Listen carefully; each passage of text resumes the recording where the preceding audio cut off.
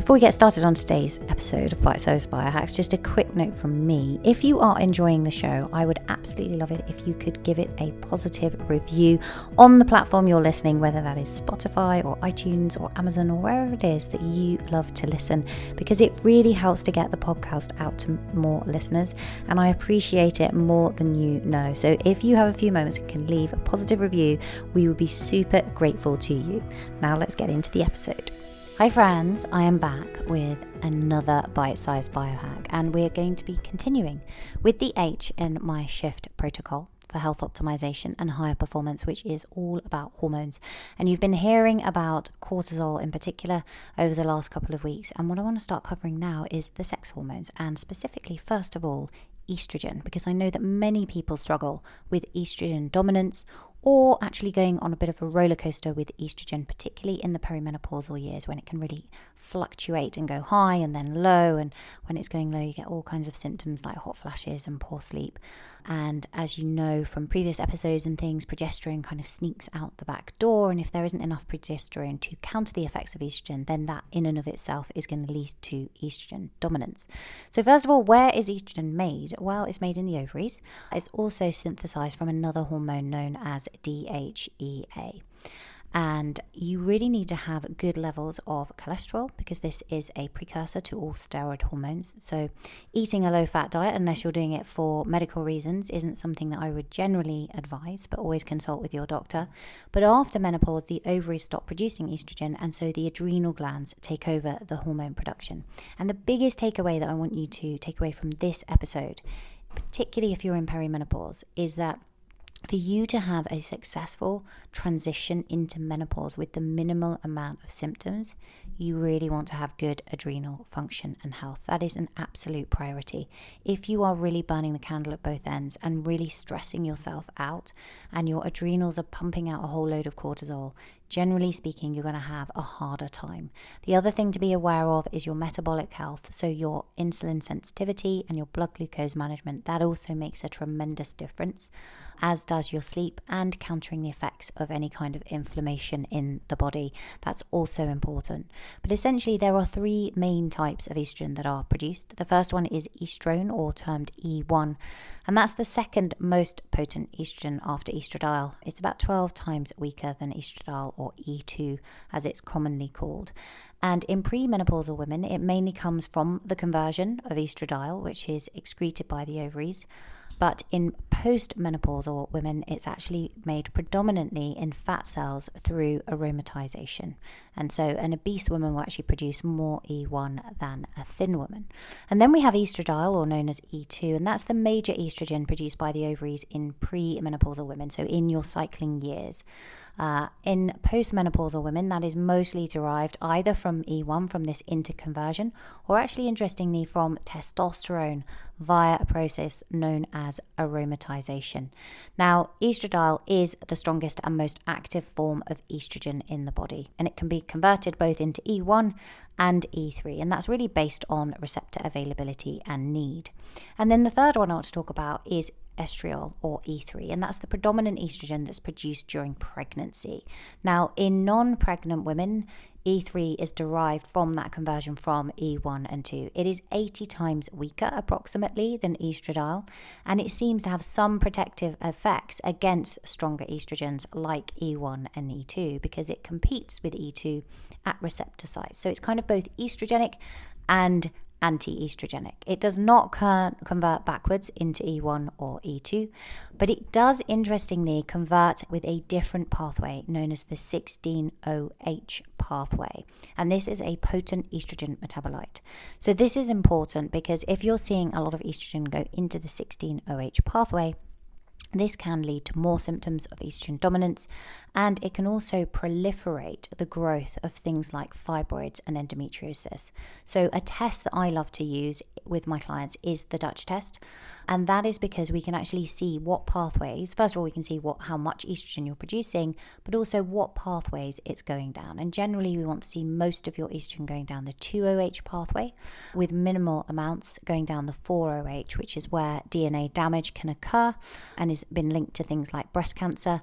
And then in terms of the 16-OH pathway, we want some going down it. We don't want too much. It's that Goldilocks effect that we talk about so much with hormones, because actually the 16-OH can help with bone density, but we don't want too much of it because it can proliferate the growth of things like fibroids, for example. So how do you know what you have? Well, the Dutch test is a great test for understanding this. And if you're interested in that, we will put links in the show notes. But you can also email us info@angelafosterperformance.com. But just to go over the kind of symptoms you might be experiencing. So if you've got low estrogen, the kind of symptoms you might experience would be things like hot flashes or night sweats. You might get some vaginal dryness, can make intercourse quite painful. Some people will experience things like brain fog and forgetfulness and poor concentration. That again is very common during perimenopause. And it can also have impact on mood. So things like anxiety and depression, or irritability and tearfulness. You can also feel quite tired.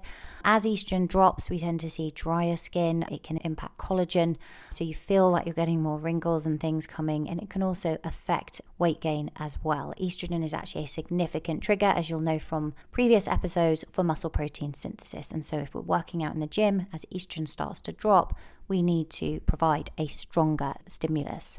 Now, the reasons that you might have total estrogen could be things like your body fat's too low, you've been consuming a low-fat diet, maybe your cholesterol is low, or if you've been under chronic stress, and we have what's known as HPA axis dysfunction. So that's the hypothalamic pituitary axis dysfunction. It can also be down to things like gluten sensitivity, poor diet and lifestyle habits, or nutrient deficiencies. And it's also very common, as I say, towards the very end of perimenopause as you're moving into menopause. Well, one of the key things we want to do, as you learnt last week, all about cortisol and stress, is really to support the HPA axis. And if you've got low estrogen, the kind of natural therapies that you can look at is including things like flax seeds in your diet, which is great. I don't generally recommend soy because it can interfere with thyroid function. It's a common allergen, and to be honest, it's often genetically modified. But flaxseed is generally one of the best things for trying to naturally boost estrogen levels and also relieve symptoms of low estrogen. However, in many cases, as you make that transition, many women will choose to have some hormone therapy. I think that's very much alongside lifestyle issues. I think the combination of hormone therapy alongside these lifestyle things can really, really help. The other thing is that there are studies that show, in terms of flaxseed, that 30 grams or around 4 tablespoons of ground flaxseed per day has been shown to be effective for hot flashes. But as I say, it really is dependent on the woman. Some women will get some relief with things like this, and also with adaptogenic herbs like ashwagandha, for example, and other women do need more help in terms of hormone therapy as well. Make sure you're eating plenty of healthy fats, so things like olive oil, avocado, nuts, seeds, grass-fed, pasture-raised meat, wild-caught fish, things like that. That's really important as well. You can also do some seed cycling. It's not that there's lots of scientific literature on this, it's just that it does get really amazing results, and that is where you add flax seeds, ground flax, and pumpkin seeds, or even pumpkin seed butter to your smoothies, for example, or you can sprinkle these things on salad. Flax seeds and pumpkin seeds in days 1 to 14 at the beginning of the month. That can help to promote estrogen, and then after ovulation, days 15 to 28, you move to sesame and sunflower seeds to promote progesterone production. Or you can just consume 2 tablespoons of one seed, or even one of each of the 2 seeds during each phase. And that's really for premenopausal women that have more regular cycles. If you have irregular cycles, you're in perimenopause, for example, or you are postmenopause, then what you can do is follow the moon cycle. So in that situation, through days 1 to 14, that would be the new moon to full moon, and then in days 15 to 28, the full moon to the new moon. And so you can actually follow that protocol around the moon.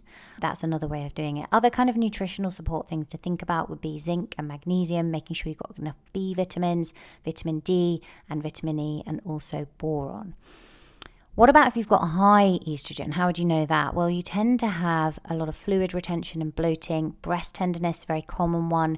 Sometimes breast cysts or fibrocystic breasts. That can also be down to iodine, so that's worth something to consider.